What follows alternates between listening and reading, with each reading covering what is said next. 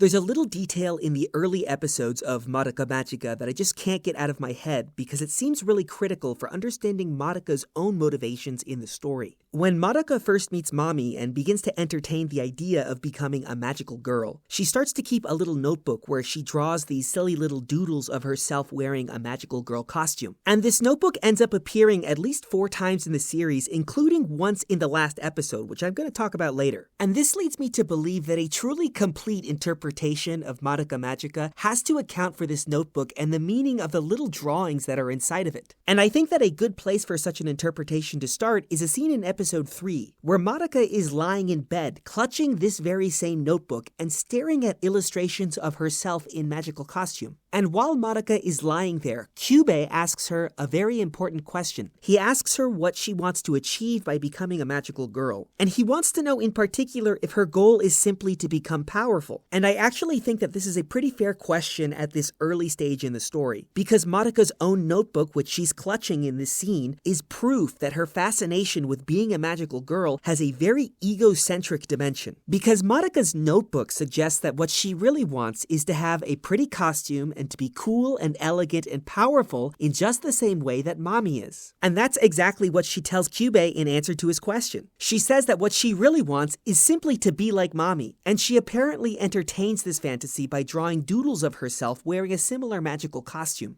But of course, it's also important to appreciate that this is only really Madoka's attitude in the first few episodes of Madoka Magica, and her idea of what it means to be a magical girl changes as the series goes on and she learns more about what the life entails. In particular, and spoiler alert, I'm about to spoil the entire series, when Mami and Sayaka and Kyoko all die in such a brutal fashion, and when Madoka learns that all magical girls are doomed to live in such despair that they're ultimately transformed into witches, the fantasies that she once entertained by doodling costume ideas in her notebook are definitively wiped away, and Madoka realizes that all of it was ultimately a lie. But this notebook still serves a very important symbolic function in the show because it reappears in the final episode, right after Madoka finally makes her contract with Kyubey to become a magical girl. In the moment that this happens, Madoka is suddenly transported to some kind of purgatorial or symbolic realm where Mami has somehow been resurrected, and the two have a brief conversation with one another. And at the conclusion of this conversation, Mami suddenly reveals that she has been holding on to Madoka's notebook of costume illustrations, and now she wishes to give it back to Madoka, as though she had somehow taken it away. And I think that this gesture has a very strange symbolic significance. It's very puzzling, because you've got to remember, Madoka's notebook really represented the way in which the initial romance of being a magical girl was a lie. The pretty magical costumes that it contained were part of a fantasy that lured unsuspecting young girls to their doom when they made their contract with Kyubey. But now, as Mami hands this notebook to Madoka, she's essentially saying that she'll need this fantasy back now that she has finally chosen to become a magical girl. And so there's this question of why does Madoka need this fantasy? And if this fantasy turned out to be a lie, what purpose is it going to serve? Well, you have to remember that Madoka's great wish and her overarching purpose as a magical girl is to breathe hope and romanticism back into the lives of magical girls throughout all of time and space. And so it may be the case that the fantasy of being an elegant and cool and powerful magical girl was ultimately a seductive lie. But Madoka's wish was to change the fabric of reality and turn that lie into the truth. And Madoka achieves this by saving every magical girl from the doom of becoming a witch and of having their souls warped into evil from the profound power of their despair. And it's kind of interesting because Madoka never saves magical girls from the need to sacrifice their lives or from their inevitable death.